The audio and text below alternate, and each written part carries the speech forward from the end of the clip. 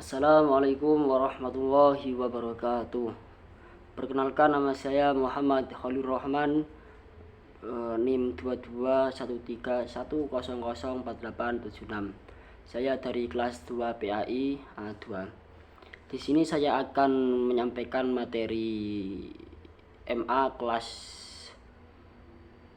12 yang tentang perkembangan Islam di Indonesia.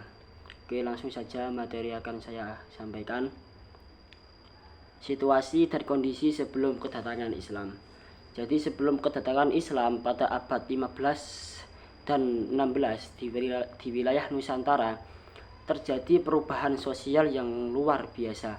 Perubahan sosial itu terjadi disebabkan oleh persebaran agama Islam beserta sistem politiknya yang ditandai dengan adanya perubahan keyakinan keagamaan dari masa kejayaan Hindu-Buddha ke masa perkembangan agama Islam. Pada saat bersamaan bermunculan kerajaan-kerajaan Islam menggantikan posisi kerajaan Hindu-Buddha. Perubahan-perubahan tersebut dilatar belakangi berbagai faktor, diantaranya letak geografis, keyakinan masyarakat, perekonomian, pemerintahan, dan kesenian dan sastra.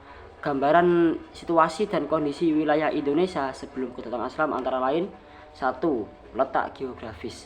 Jadi Indonesia terletak di antara 5 derajat 54 LU sampai 11 LS dan 9501 BT sampai 14102 BT. Posisi itu menunjukkan bahwa wilayah ini berada di daerah Khatulistiwa, beriklim tropis dengan curah hujan tinggi. Iklim disertai angin musim menyebabkan adanya kemarauan dan penghujanan dengan waktu yang berbeda-beda pada tiap wilayah. Dan yang kedua, keyakinan. Sebelum kedatangan Islam, masyarakat Indonesia sudah menganut agama dan kepercayaannya yang berbeda-beda dalam kehidupannya. Agama yang berkembang saat itu adalah agama yang berpusat pada kepercayaan adanya dewa-dewa. Dalam melaksanakan pemujaan terhadap dewa-dewa, dibuat artefak keagamaan berupa bangunan atau relik. Dan selanjutnya nomor 3, politik dan pemerintahan. Jadi bukti-bukti tentang politik dan pemerintahan pada masa kerajaan Majapahit dengan menggunakan data-data yang telah didapatkan dari prasasti, maka dapat dikemukakan bahwa bangsa Indonesia telah mengenal sistem politik dari pemerintahan jauh sebelum Islam masuk ke Indonesia. Prasasti dari Kutai yang selama ini masih menjadi patokan babak dimulainya masa sejarah Indonesia dapat memberikan gambaran akan adanya sistem pemerintahan masa lalu. Dan nomor 4, perekonomian dan perindustrian. Kumpulan rumah penduduk yang terbesar di lembah-lembah, sungai, dan dataran-dataran pegunungan dengan segala aktivitasnya merupakan pendukung utama keberlangsungan stabilitas ekonomi pemerintahan. Daerah pedalaman adalah daerah agraris yang tertutup. Perdagangan sebagai satu aktivitas ekonomi dilakukan oleh golongan rakyat yang harus berjalan dengan pedati atau sampan untuk transportasi dalam negeri.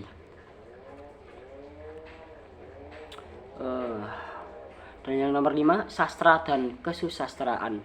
Menurut Peor Pajaraka dan Z. Mulder, di mana dia telah berhasil menelistik sastra Jawa itu jauh ke masa sebelum masuknya Islam ke Indonesia. Pada masa Mataram Hindu-Buddha, kitab Mahabharata dan Ramayana sangat mungkin telah diubah ke dalam bahasa Jawa kuno pada permulaan abad ke-5. Berinduk ke kedua kitab itu, maka banyak ditemukan kubahan-kubahan cerita yang sangat mungkin diambil sebagian atau utuh, Sangga dan Parwa menjadi bentuk kekawinan atau naskah-naskah yang lain. Bahkan seringkali naskah-naskah tersebut disesuaikan dengan kemuliaan yang ingin didapatkan oleh raja yang berkuasa ketika naskah itu diubah. Tapi tetap daerah ditemukan derajat naskah-naskah yang sangat penting sebagai sumber sejarah. Ada cerita Parahayangan, Parahatom, Sutasoma, Negara Kartagama, Narjuna Wiwaha, dan masih banyak naskah kitab yang lain.